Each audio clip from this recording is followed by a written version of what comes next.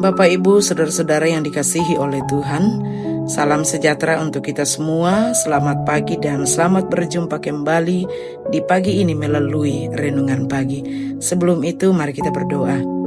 Terima kasih Tuhan untuk hari baru Tuhan beri bagi kami. Kami boleh nikmati hingga saat ini. Pagi ini kami akan merenungkan firman-Mu bersama. Mampukan kami, berkati kami supaya kami memahaminya, bahkan mampu melakukannya dalam hidup ini. Dalam nama Tuhan Yesus kami berdoa. Amin. Bapak, Ibu, Saudara, renungan firman Tuhan pagi hari ini dari Mazmur 37 ayat 23 sampai 24. Demikian firman Tuhan. Tuhan menetapkan langkah-langkah orang yang hidupnya berkenan kepadanya. Apabila ia jatuh, tidaklah sampai tergeletak, sebab Tuhan menopang tangannya. Tema renungan kita pagi hari ini ialah jatuh tetapi tidak sampai tergeletak. Nah, Bapak, Ibu, Saudara, ada satu kenyataan tentang hidup yang kadang sulit diterima, yakni bahwa orang yang berjalan bersama Tuhan pun bisa jatuh. Kita sering berpikir bahwa kalau kita sungguh-sungguh percaya kepada Tuhan, rajin berdoa, setia beribadah dan berusaha hidup benar, seharusnya perjalanan hidup kita selalu baik-baik saja. Tetapi Alkitab tidak pernah menjanjikan bahwa orang percaya tidak akan pernah jatuh. Nah, kalimat apabila ia jatuh menunjukkan bahwa kehidupan orang benar tetap berada dalam realitas dunia yang penuh pergumulan. Orang yang hidupnya berkenan kepada Tuhan bukan berarti hidup tanpa masalah, tanpa kesalahan, tanpa air mata, atau tanpa kegagalan. Nah, Alkitab penuh dengan contoh tentang orang-orang yang pernah jatuh. Petrus jatuh dalam penyangkalan, Daud jatuh dalam dosa, Elia pernah jatuh dalam keputusasaan. Yusuf mengalami kejatuhan dalam arti hidupnya seakan-akan dijatuhkan oleh orang lain ketika ia dijual dan dipenjara. Namun kejatuhan mereka tidak menjadi titik akhir dari karya Tuhan dalam hidup mereka.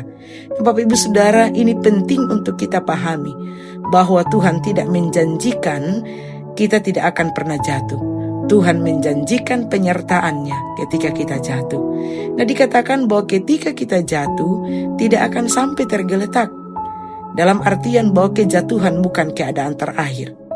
Mazmur 37 ayat 24 ini tidak mengatakan bahwa orang benar tidak akan merasakan sakit ketika jatuh.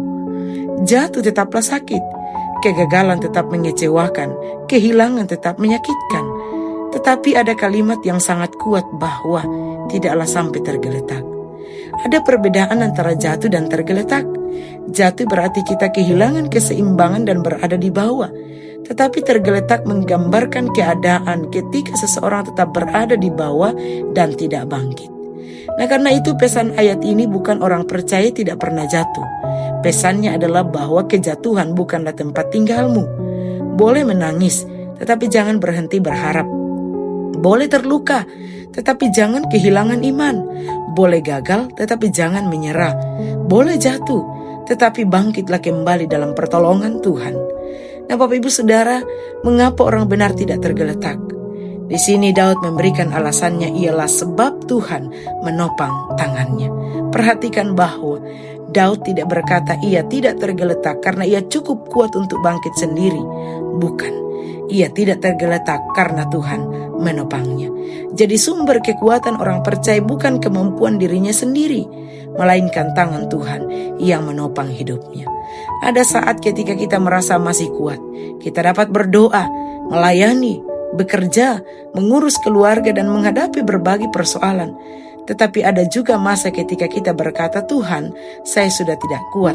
Dan di saat itulah kita menemukan kedalaman kasih karunia Tuhan. Kejatuhan tidak menghapus panggilan Tuhan. Ini juga merupakan kebenaran yang penting. Karena seringkali setelah seseorang jatuh, ia berpikir, Tuhan pasti sudah tidak mau memakai saya lagi. Dan itu kemudian membuat ia semakin dalam jatuh. Tetapi Alkitab menunjukkan bahwa Tuhan adalah Allah yang memulihkan. Petrus menyangkal Yesus 3 kali, tetapi Yesus memulihkannya dan kembali mempercayakan domba-dombanya kepadanya.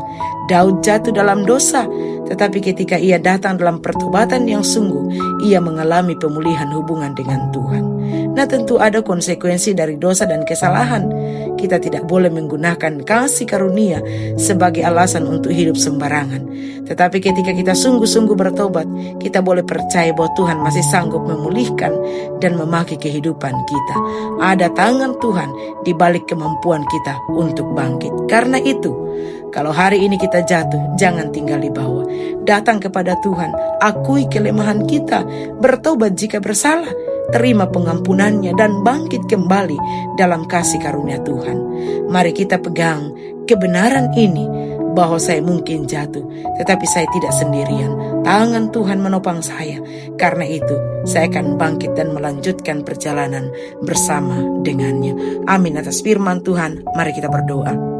Bapa di sorga, terima kasih untuk firman-Mu kami boleh renungkan bersama. Tuhan memberkati, kiranya menjadi rema, menuntun, menguatkan kami bersama. Dalam nama Tuhan Yesus kami berdoa. Amin. Bapak Ibu Saudara, demikian renungan firman Tuhan pagi hari ini. Selamat pagi, selamat beraktivitas. Tuhan memberkati kita semua. Amin.